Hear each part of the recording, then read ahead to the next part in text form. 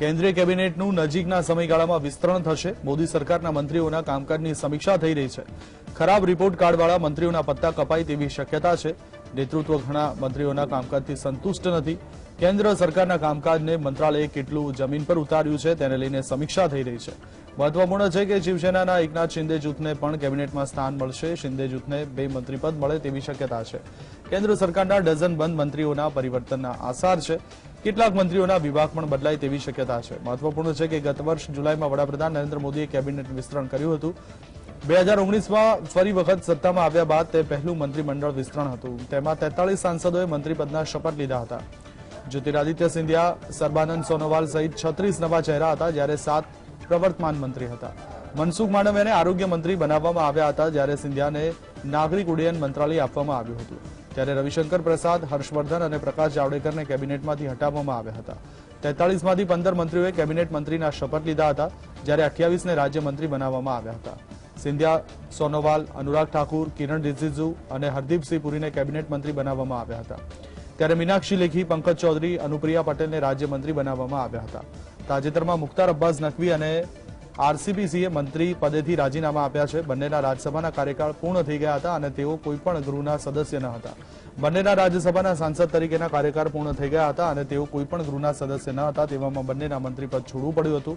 બંનેના મંત્રાલય સ્મૃતિ ઈરાની અને જ્યોતિરાદિત્ય સિંધિયાને આપવામાં આવ્યા હતા. સ્મૃતિ ઈરાનીને લઘુમતી કલ્યાણ મંત્રાલય અને સિંધિયાને સ્ટીલ મંત્રાલયની જવાબદારી આપવામાં આવી હતી.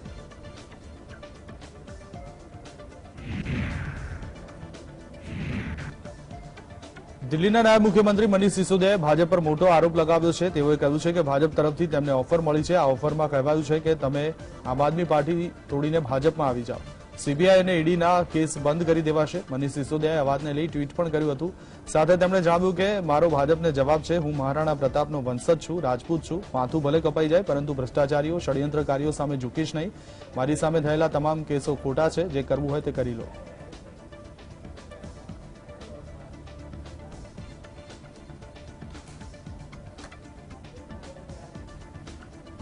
ये सारा मसला जो पिछले 2-4 दिन से चल रहा है, ये है ही इसलिए कि अरविंद केजरीवाल जी को काम करने से रोका जा सके, और खास तौर पे क्योंकि गुजरात में अब लोग अरविंद केजरीवाल जी को एक उम्मीद के रूप में अरविंद केजरीवाल जी की राजनीति को देख रहे हैं, तो इनको रोका जा सके, तो इसीलिए ये सारा किया है। और अब मुझे आश्चर्य हुआ जब तो कुछ मेरे पास में मैसेज आए, कोई मैसेज लिख के आए कि भाई आपको 2 ऑफर है।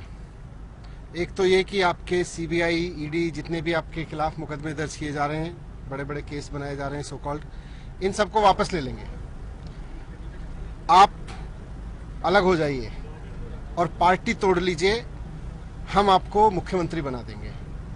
तो मैंने बहुत स्पष्ट शब्दों में उसका जवाब दिया, और मैं आप सबके माध्यम से भी देना चाहता हूँ कि अरविंद केजरीवाल जी मेरे राजनीतिक गुरु हैं, और मैंने इनसे सीखा है, इन्हीं के मार्गदर्शन में दिल्ली में एजुकेशन में इतने बड़े बड़े बदलाव हुए हैं, इनके विजन के फलस्वरूप हुए हैं।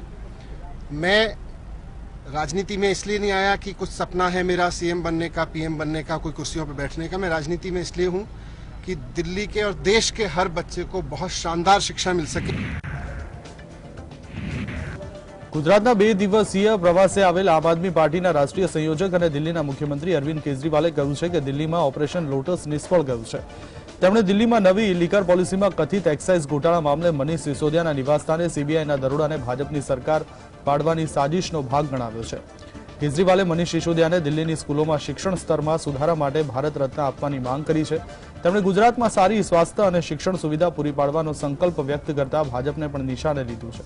કેજરીવાલે દિલ્હીમાં ગેરકાયદેસર દારૂ નહીં વેચાતો હોવાનું જણાવીને કહ્યું છે કે ગુજરાતમાં આમ આદમી પાર્ટીની સરકાર બનશે. ગુજરાતમાં આપની સરકાર બન્યા બાદ દારૂબંધી ચાલુ રાખવામાં આવશે. जिस तरह से केंद्र सरकार और सारी एजेंसीज दबाव डाल रही थी हमारे अफसरों के ऊपर, अफसरों ने उस पॉलिसी के तहत नई दुकानें का ठेका करना, नीलामी करने के लिए मना कर दिया। एलजी का दबाव था, पुलिस का दबाव था, सेंट्रल एजेंसीज का दबाव था। वो पॉलिसी बहुत अच्छी है, हम किसी के साथ भी डिबेट करने के लिए तैयार हैं। हमारे पास ऑप्शन नहीं थी, अगर हम वो नहीं करते सारी दुकानें बंद हो जाती और वहां पे नकली दारू बिकनी चालू हो जाती, जैसे आज गुजरात के अंदर है। इसीलिए हम पुरानी वाली पॉलिसी पे चले गए। पुरानी पॉलिसी में 100 कमियां हैं, लेकिन कम से कम नकली दारू तो नहीं बिक रही है। કેન્દ્રીય મંત્રી અનુરાગ ઠાકુરે દિલ્હીના મુખ્યમંત્રી અરવિંદ કેજરીવાલને મોટા જૂઠા અને તેમના મંત્રીને ઘણા મોટા જૂઠા ગણાવ્યા છે. અનુરાગ ઠાકુરે કહ્યું કે કેજરીવાલનું શાસન મોડલ નિષ્ફળ ગયું છે, કારણ કે દિલ્હીમાં આપની સરકારનું ધ્યાન મોહલ્લા ક્લિનિકથી હટીને મોહલ્લા ઠેકા પર બનેલું છે. દેશમાં પહેલીવાર થયું છે કે જેની પાસે શિક્ષણ વિભાગ છે તેની પાસે દારૂને લગતો વિભાગ પણ છે. ઠાકુરે કહ્યું છે કે કેજરીવાલ સત્યેન્દ્ર જૈનને પ્રમાણિકતાનું સર્ટિફિકેટ વહેંચતા હતા, તે 3 માસથી જેલમાં છે. તેમને કટાક્ષ કરતા કહ્યું કે અરવિંદ કેજરીવાલે સ્વરાજ નામથી પુસ્તક લખ્યું છે, પરંતુ તેનો શરાબ રાજ લઈને આવ્યા. આમ આદમી પાર્ટીના સાંસદ સંજયસિંહે પ્રતિક્રિયા આપતા કહ્યું છે કે ભાજપે ઈડી સીબીઆઈનો પ્રયોગ કરી મહારાષ્ટ્ર, કર્ણાટક, મધ્યપ્રદેશ, ગોવામાં ધારાસભ્યો તોડી સરકાર બનાવી. દિલ્હીમાં ભાજપનો તે પ્રયોગ સંપૂર્ણપણે નિષ્ફળ ગયો છે. સંજયસિંહે કહ્યું છે કે ભાજપે મનીષ સિસોદિયાને કહ્યું, સાથે આવો તો તમારા કેસો સમાપ્ત કરીશું. મનીષ સિસોદિયાએ જવાબ આપ્યો કે અમે મહારાણા પ્રતાપના વંશજ છીએ. ભાજપનો આ પ્રયોગ સંપૂર્ણપણે સમાપ્ત થયો છે. મહત્વપૂર્ણ છે કે આમ આદમી પાર્ટીના નેતા મનીષ સિસોદિયાએ દાવો કર્યો છે કે ભાજપે એમને આમ આદમી પાર્ટી તોડવા માટે મુખ્યમંત્રી પદની પેશકશ કરી છે. દિલ્હીના નાયબ મુખ્યમંત્રીના દાવા પર અનુરાગ ઠાકુરે વેધક કટાક્ષો દ્વારા જવાબ આપ્યો છે. जनता से बगैर पूछे ठेके बांटती है, महिलाओं से नहीं पूछती, पैसे बटोरती और ठेके दे देती है. हमारा सवाल ये है, अरविंद केजरीवाल जी ने किससे पूछकर ठेके खोले, कितने पैसे लिए और आखिरकार इसका जवाब कब देंगे? मोहल्ला क्लिनिक से मोहल्ला ठेका, ये अरविंद केजरीवाल मॉडल है. पूरे देश में सरकारों को गिराने का, खरीदने का, विधायकों को तोड़ने का जो सिलसिला उनका चल रहा था, उसमें सबसे बड़ा हथियार उनका था सीबीआई और ईडी. वही प्रयोग वो दिल्ली में करना चाहते थे और वो प्रयोग पूरी तरीके से फेल साबित हुआ, इसलिए कि जिस मनीष सिसोदिया को उन्होंने तोड़ने की कोशिश की. કોંગ્રેસના ભૂતપૂર્વ અધ્યક્ષ રાહુલ ગાંધીએ પાર્ટીની પ્રસ્તાવિક ભારત જોડો યાત્રાને લઈ સોમવારે સિવિલ સોસાયટીના ઘણા મુખ્ય લોકો સાથે બેઠક કરી. રાહુલ ગાંધીની સાથે બેઠકમાં સ્વરાજ ઇન્ડિયાના યોગેન્દ્ર યાદવ અને અન્ય ઘણા સામાજિક તથા બિનસરકારી સંગઠનોના લોકો સામેલ થયા હતા. આ દરમિયાન રાહુલ ગાંધીએ કહ્યું છે કે ભીડ હોય કે ન હોય, કોઈ આવે કે ના આવે, હું ભારત જોડો યાત્રા પૂરી કરીશ. કોંગ્રેસના ભૂતપૂર્વ અધ્યક્ષ રાહુલ ગાંધીએ સોમવારે સિવિલ સોસાયટીના અગ્રણીઓ સાથેની બેઠકમાં કહ્યું છે કે મારે શીખવું છે, આ મારા માટે વ્યક્તિગત તપસ્યા છે. અમે જનહિતના તમામ મુદ્દાઓ પર તમારી સાથે હંમેશા રહીશું. હું કોર્પોરેટની વિરુદ્ધ નથી. રાહુલ ગાંધીએ કહ્યું છે કે હું મોનોપોલીની વિરુદ્ધ છું, કારણ કે આનાથી લોકોને કચડવામાં આવે છે. સિવિલ સોસાયટીના લોકો પણ યાત્રામાં સામેલ થશે. સૂત્રોનું કહેવું છે કે સિવિલ સોસાયટીના પ્રતિનિધિઓની સાથે આ બેઠક એ સંદર્ભે ચર્ચા થઈ કે કોંગ્રેસની ભારત જોડો યાત્રામાં તેમની શું ભૂમિકા હોઈ શકે છે. કોંગ્રેસની આ યાત્રા 7મી સપ્ટેમ્બરે તમિલનાડુના કન્યાકુમારીથી શરૂ થશે, જે 3500 કિલોમીટરનું અંતર કાપી કાશ્મીરમાં સમાપ્ત થશે. કોંગ્રેસનું કહેવું છે કે આ યાત્રામાં સામાજિક સંગઠનોના પ્રતિનિધિ અને સમાન વિચારધારાના લોકો સામેલ થઈ શકે છે. पर ये नॉन पार्टिजान है. हम अलग अलग समाज के अलग अलग वर्गों को हमने गुजारिश की है कि अगर वो संविधान में विश्वास रखते हैं और अगर वो ये मानते हैं कि आज वो संविधान खतरे में है, लोकतांत्रिक सिद्धांत जो है, लोकतांत्रिक संस्थाएं जो हैं वो खतरे में हैं, तो वो भारत जोड़ो यात्रा में शामिल होंगे.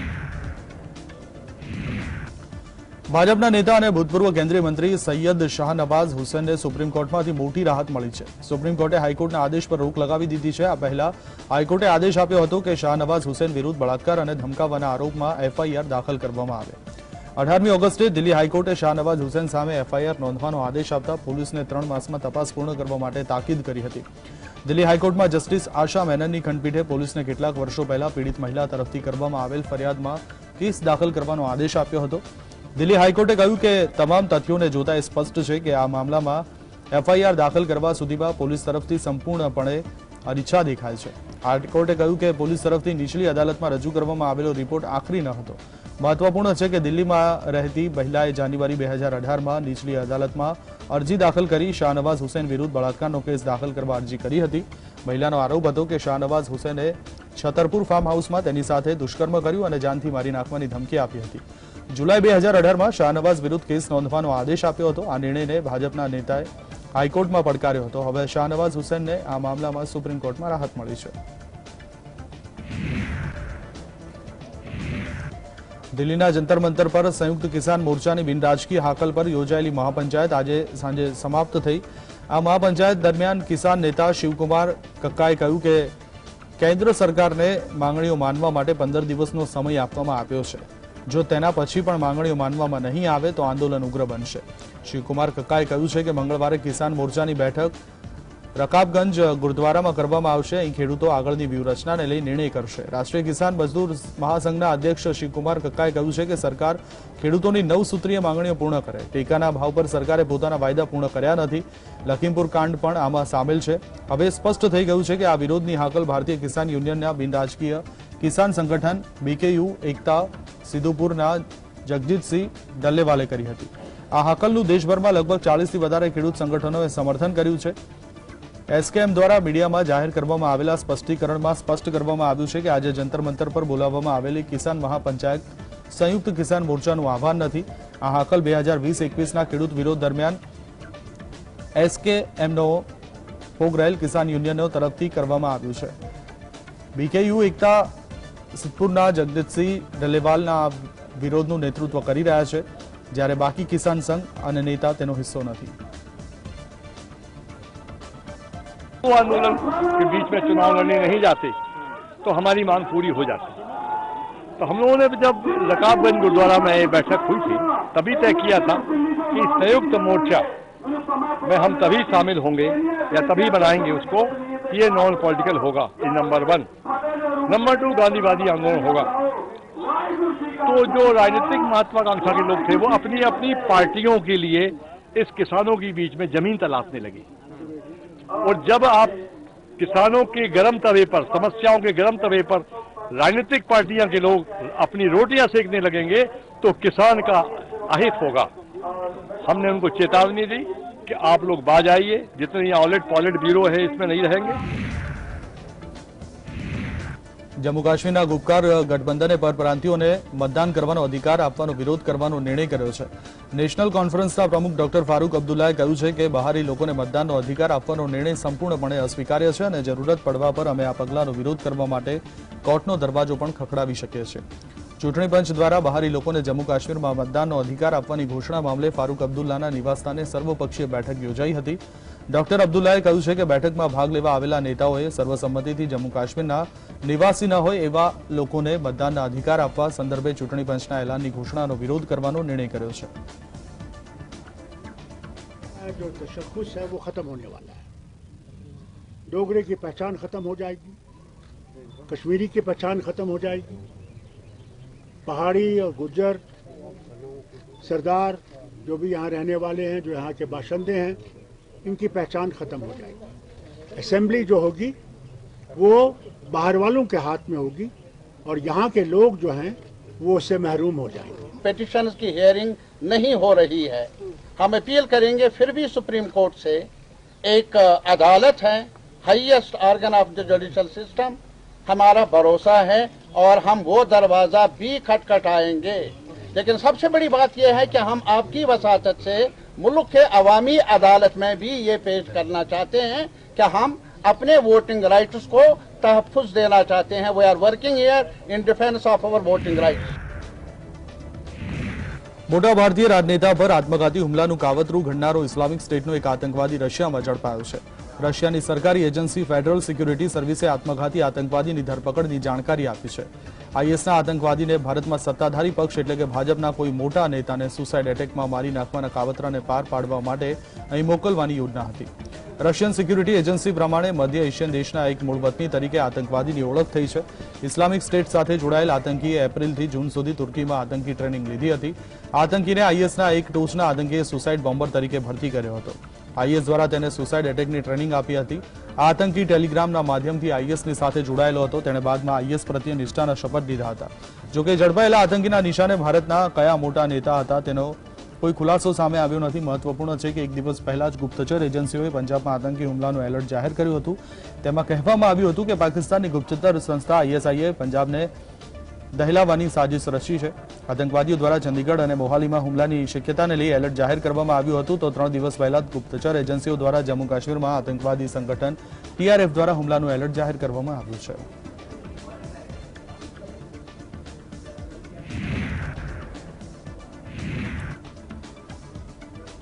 શિવસેનાના સાંસદ સંજય રાઉતને પાત્રા ચૌલ જમીન કૌભાંડમાં ફરી એકવાર મોટો ઝટકો લાગ્યો છે. વાસ્તવમાં વિશેષ પીએમએલએ કોર્ટે તેની ન્યાયિક કસ્ટડી 5 સપ્ટેમ્બર સુધી વધારી દીધી છે. નોંધનીય છે કે 60 વર્ષીય રાઉતની 31 જુલાઈએ ઈડી દ્વારા ધરપકડ કરવામાં આવી હતી. લગભગ 8 કલાકની પૂછપરછ બાદ સંજય રાઉતની ધરપકડ કરવામાં આવી હતી. કોર્ટે 8 ઓગસ્ટ સુધી અને ફરી 22 ઓગસ્ટ સુધી રિમાન્ડ લંબાવવામાં આવ્યા હતા અને હવે કોર્ટે 5 સપ્ટેમ્બર સુધીના રિમાન્ડ લંબાવ્યા છે.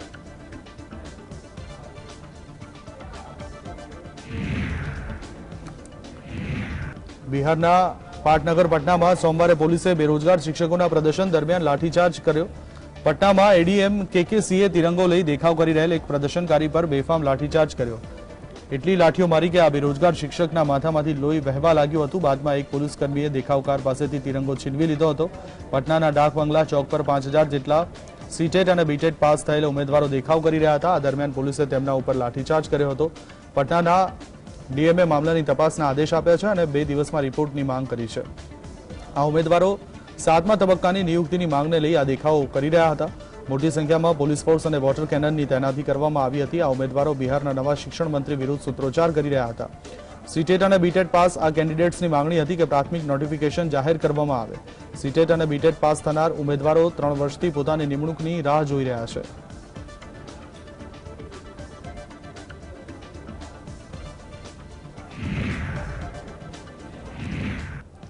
ઈડીની શક્તિઓને લઈ સુપ્રીમ કોર્ટના ચુકાદા વિરુદ્ધ પુનઃ વિચારણા અરજી પર સુનાવણી માટે દેશની સર્વોચ્ચ અદાલત તૈયાર થઈ ગઈ છે.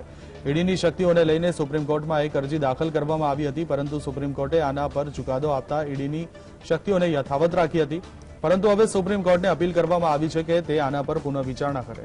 સુપ્રીમ કોર્ટના મુખ્ય ન્યાયાધીશ જસ્ટિસ એનવી રમનાએ આ મામલામાં ચુકાદાને લઈ દાખલ કરવામાં આવેલી અરજીને યાદીબદ્ધ કરવા વિચારણા કરવાનું જણાવ્યું છે. મહત્વપૂર્ણ છે કે જુલાઈમાં જસ્ટિસ એએમ ખાનવિલકરે ઈડીની શક્તિઓને યથાવત રાખી હતી અને તેમણે ઈડીની શક્તિઓને પડકારતી અરજીઓને ફગાવી દીધી હતી.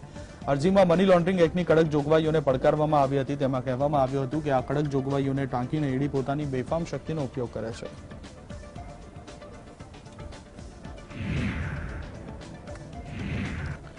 સુપ્રીમ કોર્ટે ઓલ ઇન્ડિયા ફૂટબોલ ફેડરેશનના સંચાલન માટે રચવામાં આવેલ સીઓએને રદ કર્યું છે. ઓલ ઇન્ડિયા ફૂટબોલ ફેડરેશને આંતરરાષ્ટ્રીય ફૂટબોલને સંચાલિત કરનારી સંસ્થા ફીફા દ્વારા સસ્પેન્ડ કરવાના મામલે આજે સુપ્રીમ કોર્ટમાં સુનાવણી થઈ હતી. સુપ્રીમ કોર્ટનું કહેવું છે કે તે ફીફા દ્વારા એઆઈએફએફના સસ્પેન્શનને રદ કરવા અને ભારતમાં અંડર 17 ફીફા વર્લ્ડ કપ આયોજિત કરવાની સાથે આંતરરાષ્ટ્રીય આયોજનોમાં ભારતની ટીમોની ભાગીદારીને મંજૂરી આપવાનો આદેશ પારિત કરી રહી છે. આ પહેલા કેન્દ્ર સરકારે સુપ્રીમ કોર્ટને અનુરોધ કર્યો હતો કે તેઓ સીઓએને 23 ઓગસ્ટ સુધીમાં એઆઈએફએફ માટે આખરી મુસદ્દો બંધારણીય અદાલતને સોંપવાનો નિર્દેશ આપે અને તે દિવસથી સીઓએના આદેશને સંપૂર્ણપણે સમાપ્ત જાહેર કરવામાં આવે. સુપ્રીમ કોર્ટે કેન્દ્ર સરકારને એઆઈએફએફના સસ્પેન્શનને હટાવવા માટે સક્રિય પગલાં ઉઠાવવા માટે જણાવ્યું છે અને તેના માટે અખિલ ભારતીય ફૂટબોલ ફેડરેશનના સસ્પેન્શનને હટાવવા માટે પણ સક્રિય કાર્યવાહી કરવા માટે જણાવ્યું છે. મહત્વપૂર્ણ છે કે 16 ઓગસ્ટે મોડી રાત્રે એઆઈએફએફ દ્વારા ઘોષણા કરવામાં આવી હતી કે તેમણે એઆઈએફએફને તાત્કાલિક અસરથી સસ્પેન્ડ કરી દીધું છે. ફીફાએ થર્ડ પાર્ટીના અયોગ્ય પ્રભાવને ટાંકીને એઆઈએફએફ વિરુદ્ધ કાર્યવાહી કરી હતી.